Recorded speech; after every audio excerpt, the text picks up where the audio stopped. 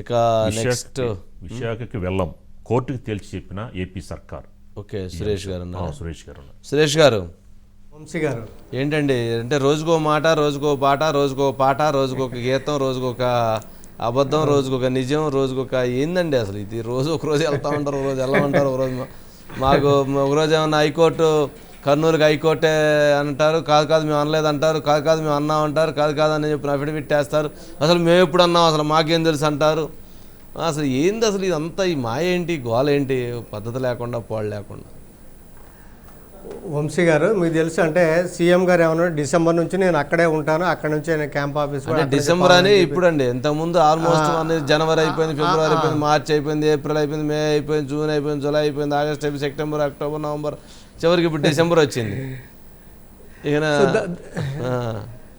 దాని మీద సిఎస్ గారు ఏం చేశారంటే ఉత్తరాంధ్ర అభివృద్ధి పేరుతో కూడా అక్కడ సీఎం గారు ఉంటారు కాబట్టి అక్కడ మిగతా మంత్రులు కానీ అందుబాటులో ఉండడానికి క్యాంప్ ఆఫీసులు ఏర్పాటు అని చెప్పని ఒక త్రిసభ్య కమిటీని వేస్తే త్రిసభ్య కమిటీ అక్కడ మన మిలీనియం టవర్స్తో పాటు మొత్తం మీద 2 లక్షల పైగా చదరపు ఎస్ఎఫ్టీ మనకి ఆ డిపార్ట్మెంట్కి ఎంత ఎస్ఎఫ్టీ ఎక్కడ కేటాయించామని చెప్పి ఒక జీవో జారీ చేశారు.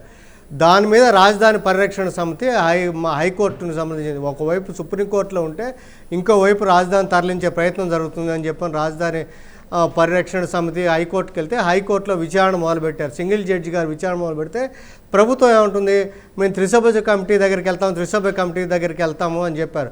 సో అప్పుడు సింగిల్ జడ్జి గారు ఏం చెప్పారంటే మీరు త్రిసభ్య కమిటీకి వెళ్ళండి, అయితే ఇక్కడ విచారణ జరుగుతుంది కాబట్టి ఆయన కంటిన్యూ చేస్తున్నారు. సో అప్పుడు నిన్న రాజధాని పరిరక్షణ సమితి చేసిన విన్నపం మేరకు హైకోర్టు ఒక ఆర్డర్ ఇచ్చింది. మనకు ప్రభుత్వ న్యాయవాది గారు చెప్పింది, వీళ్ళు ఏదో ఆందోళన వ్యక్తం చేస్తున్నారు, ఇప్పుడు కార్యాలయాలు తరలిస్తారు, మరి విశాఖకు అంటున్నారు, ఏంటి మీరు ప్రభుత్వాన్ని అడిగి చెప్పండి అన్నారు. సో ప్రభుత్వాన్ని అడిగితే ఇవాళ ప్రభుత్వ న్యాయవాది కోర్టు దృష్టికి తీసుకెళ్లారు. ప్రభుత్వాన్ని అడిగిన తర్వాత ఇప్పటికిప్పుడు కార్యాలయాల్ని మేము విశాఖకు తరలించడం లేదు అని చెప్పి కోర్టు దృష్టికి తీసుకెళ్లారు. సో దాని మీద కోర్టు మళ్ళీ విచారణను 18వ తారీఖుకి వాయిదా వేశారు. అయితే త్రిసభ్య కమిటీకి వెళ్ళడానికి అదొక పిటిషన్ రిజిస్ట్రీ దగ్గర ఉంది. ఒకవేళ ఈ సింగిల్ జడ్జి కానీ త్రిసభ్య కమిటీకి వెళ్తే అదే వేరే విషయం. మటుకు విచారణ 18వ తారీఖు వాయిదా పడింది. అయితే వంశీ గారు ఇక్కడ ఒక విషయం, మీకు డిసెంబర్లో రెగ్యులర్గా సుప్రీంకోర్టు చెప్పింది, సో డిసెంబర్లో రెగ్యులర్గా విచారణ జరుపుతాము కేసుకు సంబంధించి రాజధాని మీద అని చెప్పారు. కానీ అది జనవరి 3వ తేదీకి వాయిదా పడింది. వంశీ గారు జనవరి 3వ తేదీ మాత్రమే కోర్టు ముందుకి సుప్రీంకోర్టులో విచారణకు రాబోతుంది.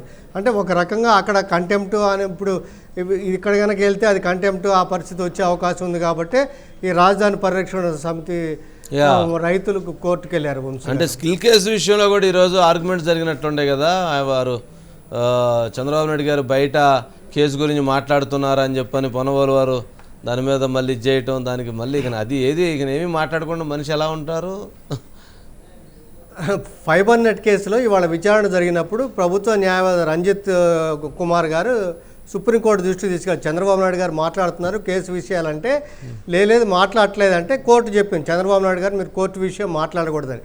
కానీ సిద్ధార్థ లోత్రా గారు అంతకంటే గట్టి కౌంటర్ ఇచ్చారు. ఇప్పుడు సిఐడి నోరు మూసుకోవాల్సిన పరిస్థితి వచ్చింది. వంశీ గారు ఏంటంటే ఎప్పుడైతే సిఐడి అధికారికంగా ఏఏజీ పొన్నవోలు సుధాకర్ రెడ్డి గారు కూడా విలేకరుల సమావేశం కూడా పెట్టి చెప్పారు, కోర్టు కేసు విషయాలు విలేకరుల సమావేశం పెట్టి చెప్పడం తప్పు అని చెప్పి కోర్టు దృష్టికి తీసుకెళ్తే కోర్టు మరి మీరు ఎలా మాట్లాడతారంటే అప్పుడు అదే సిఐడి తరఫు న్యాయవాది గారు కూడా ఏమన్నారంటే మేము 2 వైపులా కూడా సంయమనం పాటించాలని మేము కూడా కోరుకుంటున్నామంటే కోర్టు అదే చెప్పింది.